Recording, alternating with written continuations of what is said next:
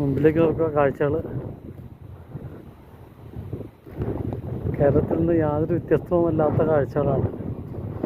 1000 പ്രാന്നോ 2000 പ്രാന്നൊക്കെ പറയാൻ പാകത്തിന് അത്രയും സ്ഥലത്ത് നെൽകൃഷി വ്യാപിച്ച് കിടക്കുന്ന കാഴ്ച. അതിലേക്ക് ജലസേചനം ചെയ്യുന്നതിനായിട്ട് വലിയൊരു ജലാശയമുണ്ട് ഇവിടെ. 2-3 പ്രാവശ്യം ഞാൻ കാണിച്ചായിരുന്നു. തൊട്ടിപ്പുറത്ത് ഇവിടുന്ന് മോട്ടർ വെച്ചിട്ടോ അല്ലെങ്കിൽ അടിയിലുള്ള പൈപ്പിട്ടോ ഏതെങ്കിലും തരത്തിൽ വെള്ളം താഴത്തേക്ക് എത്തിക്കും. പിന്നെ ഈ വെള്ളം അധികവും നമ്മുടെ മുല്ലപ്പെരിയാറിലെ വെള്ളമാണെന്ന് പ്രത്യേകം പറയേണ്ട കാര്യമില്ല. പിന്നെ കല്ലടയാറ്റിൽ നിന്നുള്ളതുണ്ടാവും. എന്തായാലും നമ്മുടെ നാട്ടിൽ നമ്മൾ കാണാൻ ഇഷ്ടപ്പെടുന്ന കൊതിക്കുന്ന നമ്മുടെയൊക്കെ ചെറുപ്പകാലത്ത് കണ്ടു മറന്ന കാഴ്ചകളാണ് ഈ പാടത്തിൻ്റെ ഇത്രയും വർണ്ണാഭമായ കാഴ്ച. ആ പച്ചപ്പ് കാണുമ്പോൾ നമുക്ക് ശരിക്കും മനസ്സിൽ കുളിര് പൊഴിയുന്ന സന്തോഷമാണ്. എന്ത് രസമാണ് ഈ കാഴ്ചകൾ. ആയിട്ട് നിൽക്കുന്ന എരിക്കിൻ്റെ കാഴ്ച റോഡ് സൈഡിൽ. പണ്ടൊക്കെ നമ്മുടെ നാട്ടിൽ ഇതേപോലെയുള്ള എരിക്കിൻ്റെ കാഴ്ചകളുണ്ടായിരുന്നതാണ്.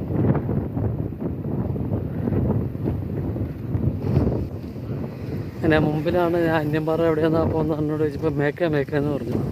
മിക്കവാറും ആ മുമ്പിൽ കാണുന്നതായിരിക്കും.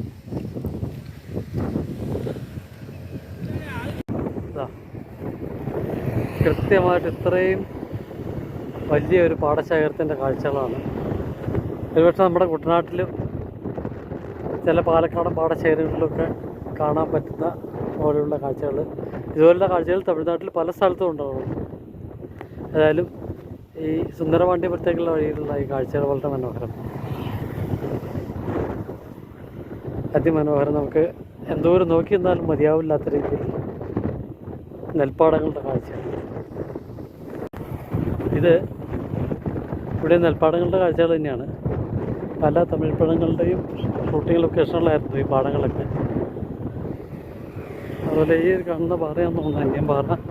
പക്ഷെ ഇവിടെ പ്രത്യേകിച്ച് ചിത്രങ്ങളൊന്നും വരച്ച് ഒന്നും കാണുന്നില്ല. അന്യൻ സിനിമയിലെ കുറേ കാഴ്ചകളുണ്ടെന്ന് പറഞ്ഞിട്ട് ആണ് നമ്മളിത്ര നടന്നു വന്നത്. എവിടെയാണെന്ന് എനിക്ക് മനസ്സിലാവുന്നില്ല.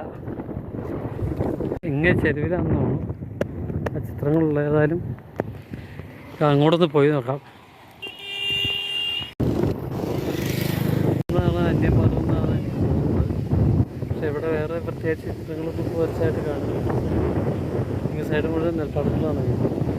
പാറയുടെ മോഡലാണ് അന്യമ്പാറ. അതുകൊണ്ട് അടുത്ത തവണ ആവട്ടെ എന്ന് വെച്ചു. ഇവിടെ 2000-5000 ഒന്നും അല്ല കേട്ടോ ഇതുള്ളൂ.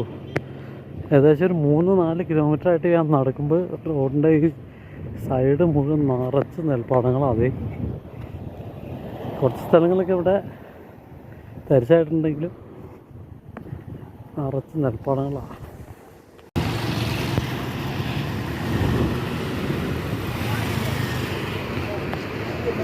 അങ്ങനെ ബസ് സ്റ്റാൻഡിലേക്ക് ടിക്കറ്റ് എടുത്ത് ഞാൻ ഇവിടെ ഒരു ബ്ലോക്ക് കണ്ടപ്പോൾ അവിടെ ഇറങ്ങി. തെങ്കാശി വിശ്വനാഥ ക്ഷേത്രത്തിലേക്കാണ് എനിക്ക് പോകേണ്ടത്. ഇവിടെ നിന്നും ഇടത്തോട്ട് 5 കിലോമീറ്ററാണ്. ഈ ഒരു ജംഗ്ഷനിൽ നിന്നും ലെഫ്റ്റിലേക്ക് 5 കിലോമീറ്ററാണ് കുറ്റാലം എന്ന് പറഞ്ഞ സ്ഥലത്തുള്ള. കുറ്റാലത്തെ കുളി പ്രസിദ്ധമാണ്. അപ്പോൾ കാശി വിശ്വനാഥ കോവിൽ ഇവിടെ റൈറ്റ് 500 മീറ്ററാണ് എഴുതിയിരിക്കുന്നത്. അപ്പം നമ്മൾ വിശ്വനാഥനെ ദർശിക്കുന്നതിനായിട്ട് പോവുകയാണ്. ഇവിടെ നിന്നും വലത്തോട്ട് തിരിഞ്ഞാണ് അമ്പലത്തിലേക്ക് പോകുന്നത്. അമ്പലത്തിൻ്റെ ഇവിടെ തിരിയുമ്പോൾ തന്നെ കാണാം അമ്പലത്തിൻ്റെ വലിയ ആ ഗോപുരം.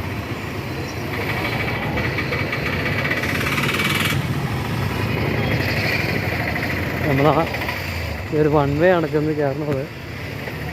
നേരെ കട്ടയിൽ നടന്ന് പോകാമെന്ന് എനിക്ക് തോന്നുന്നു. ഏതായാലും വിശ്വനാഥൻ കോവിലിനടുത്തേക്ക് ഇത്ര അടുത്താണെന്ന് ഞാൻ പ്രതീക്ഷിച്ചിരുന്നില്ല. അവർക്കും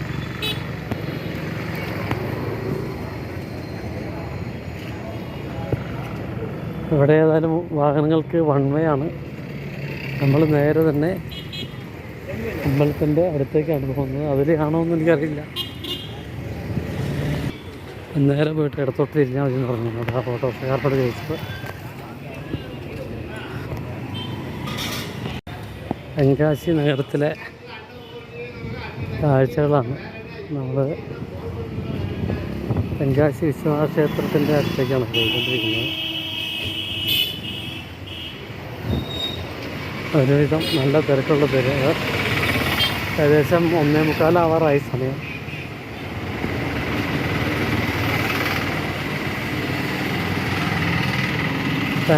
തമിഴ് കാഴ്ചകളൊക്കെയാണ്, തമിഴ്നാട് കാഴ്ചകളൊക്കെ തന്നെയാണ്, തമിഴ്നാട് ടൗണുകളിലെ കാഴ്ചകളൊക്കെയാണ്. പക്ഷെ ഒരു പ്രത്യേകത ഇവിടെ മിക്കവാറും എല്ലാവർക്കും മലയാളം അറിയാം. കേരളത്തിനോട് ഇത്രയും ചേർന്ന് കൊടുക്കുന്നതാണ്.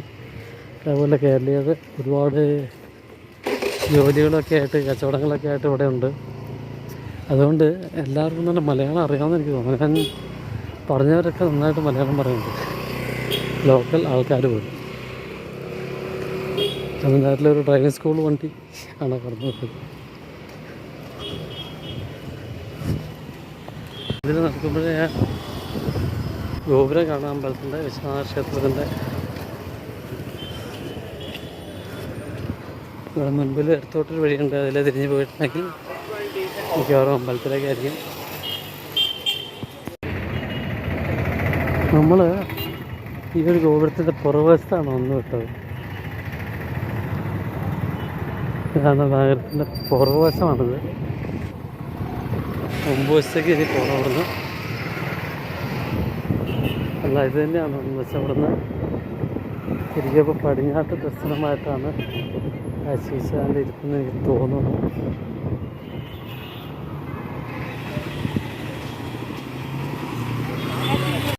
ഇവിടെ എന്തോ റെനോവേഷൻ വർക്കുകൾ നടന്നുകൊണ്ടിരിക്കുകയാണ്. ഇപ്പോൾ അമ്പലം അടച്ചിരിക്കുകയാണ്. അങ്ങോട്ട് ആർക്കും പ്രവേശനമൊന്നും ഇല്ലാന്ന് എനിക്ക് തോന്നുന്നു. കാരണം വലിയൊരു ഗോപുരം സമയത്ത് അമ്പലം അടച്ചിരിക്കുകയാണ്. മുമ്പിൽ കുറച്ച് ആൾക്കാർ കേൾപ്പുണ്ട്.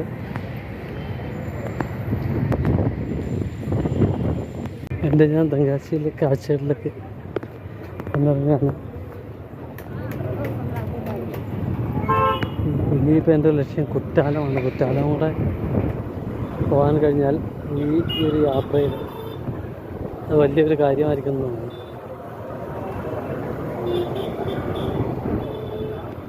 ഏതായാലും കുറ്റാലത്തിലുള്ള ബസ് ലക്ഷ്യമാക്കിയാണ് ഇപ്പോൾ നടക്കുന്നത്. ഇവിടെയൊക്കെ നല്ല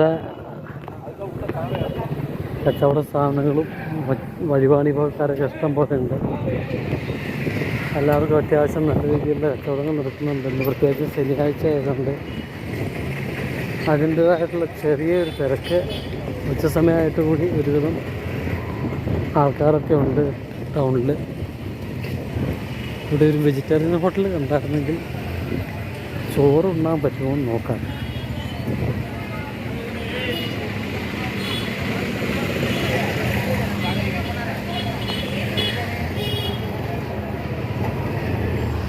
ഇങ്ങനെയുള്ള സ്ഥലങ്ങളിൽ നമ്മൾ പ്രത്യേകിച്ച് തമിഴ്നാട്ടിൽ വരുമ്പോഴത്തേക്കും എ ക്ലാസ് വെജിറ്റേറിയൻ ഹോട്ടലാണ്.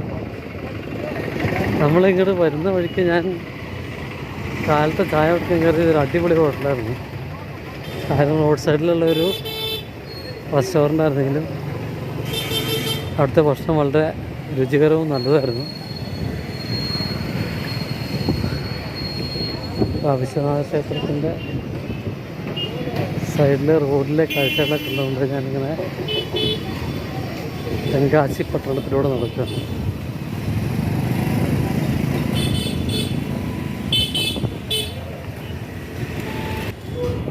ഇവിടെ ഒരു മുത്തശ്ശിയുണ്ട്. മുത്തശ്ശിയുടെ മെയിനായിട്ടുള്ള വിൽപ്പനയ്ക്ക് വെച്ചിരുന്ന ചെറുനാരങ്ങയാണ്. പച്ചക്കറികളുടെ ഒരു നല്ലൊരു കേന്ദ്രം കൂടിയാണ് ഈ തെങ്കാശി. നമ്മളിപ്പോൾ പോയ സുന്ദരപാണ്ഡ്യപുരം നമ്മൾ പോയ സ്ഥലത്തൊക്കെ സൂര്യകാന്തി പൂ കാണാൻ പോയ സ്ഥലത്തൊക്കെ സവാള ഉള്ളി വരെ വിളഞ്ഞു നിൽക്കുന്നത് നമ്മൾ കണ്ടതാണ്. പക്ഷെ അവർ പറയുന്നത് നല്ല രീതിയിൽ അത് വിളഞ്ഞ് വന്നതാണ്. പെട്ടെന്ന് ഭയങ്കര മഴയുണ്ടായി. അത് വിളവ് അത്ര സുഖമല്ല എന്നാണ് അവർ പറയുന്നത്. പ്രശ്നം തൊട്ടടുത്ത് തന്നെ ഒരു കത്തിരിക്കാത്തോട്ടമായിരുന്നു. ശരിക്കും ഒരു വഴുതനങ്ങ, ചെറിയ വഴുതനങ്ങ, അവിടെ 2 ചേച്ചിമാർ പണിയെടുക്കുന്നുണ്ടായിരുന്നു. എൻ്റെ നടുക്ക് അതിൻ്റെ ഒരു സൈഡിലാണ് ഏകദേശം ഒരു 1/4 ഏക്കറോളം സ്ഥലത്ത് ഉള്ള ആ അത്ഭുത കാഴ്ച നമുക്ക് കിട്ടിയത്. സൂര്യകാന്തി പൂക്കളും ഇതൊക്കെയാണ് തെങ്കാശി പട്ടണത്തിൻ്റെ കാഴ്ചകൾ.